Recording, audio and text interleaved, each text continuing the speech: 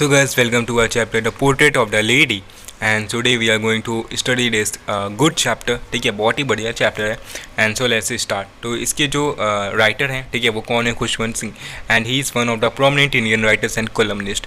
He has written the various themes and issue. ठीक है, and in this lesson, इस lesson में वो क्या बताने वाले हैं? वो एक ग्रैंड मदर के बारे में डिटेल अकाउंट देने वाले हैं. ठीक है, उनके बारे में बताने वाली हैं जो कि एक ओल्ड थी, स्टाउट थी, शॉर्ट थी and little band grand mother जो थी. एंड एक स्टूडेंट मीन्स उनका ग्रैंड सन के बारे में, उनके बीच का रिलेशन ही बताती हैं. तो during their long stay in village, ठीक है, बहुत साल पे, बहुत दिन हो गए थे वो लोग विलेज में ही रहते थे. तो उनकी ग्रैंड मदर क्या करती थी? वो नैरेटर को उठाया करती थी एंड उनको स्कूल छोड़ा करती थी. बट क्या होता था, and she also take care, और छोटी छोटी चीज़ों का वो ध्यान भी रखा करती थी.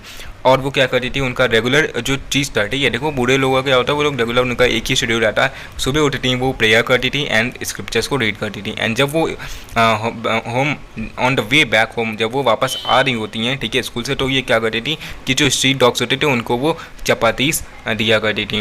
And shifting to the city was the turning point. फिर बाद में क्या होता है, ऐसे ही वो दिन बीतते गए. फिर उनको क्या हुआ, उनके नैरेटर के पेरेंट्स जो हैं उन्होंने उनको अपने जो शहर में जहाँ पे उनके नैरेटर के पेरेंट्स रहते थे उनको बुला लिया. ना जब वहाँ पे बुला लिया तो यहाँ पे एक टर्निंग पॉइंट आ गया दोनों के बीच का, नैरेटर के बीच में एंड ग्रैंड मदर के बीच में.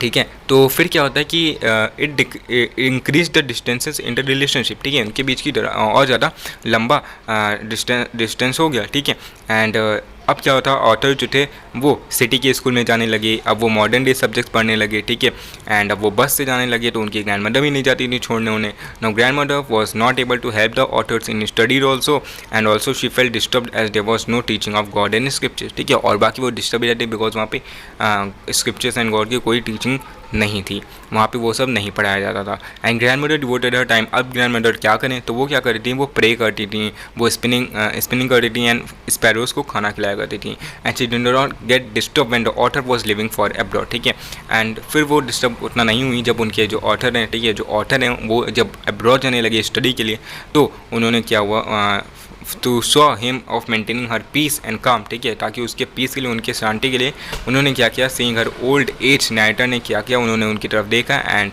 नैरेटर को लगा कि शायद ये लास्ट मीटिंग होगी. अब मैं अगर 5 साल बाद अगर वापस आता भी हूँ तो पता नहीं मैं अपनी ग्रैंड मदर से मिल भी पाऊँ या नहीं मिल पाऊँ. But contrary to his thinking, after a span of 5 years, the grandmother was there to deceive him. But क्या होता है कि 5 साल बाद उनकी ग्रैंड मदर अभी भी होती हैं और उनको डिसीव करने के लिए वो मिलती हैं.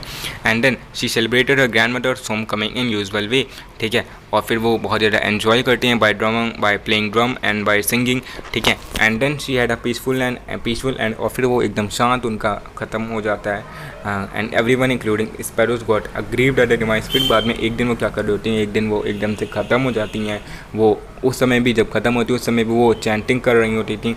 And in a demise of the bold religious practical and responsible loving person. And with this chapter ends. So guys, I hope you all like the session. ठीक है, आपको अच्छी तरीके से समझ आया हो. अगर आपको कोई भी डाउट हो तो प्लीज़ आप मुझे यहाँ पे कमेंट कर सकते हैं. मैं आपके हर एक डाउट का आंसर दूंगा.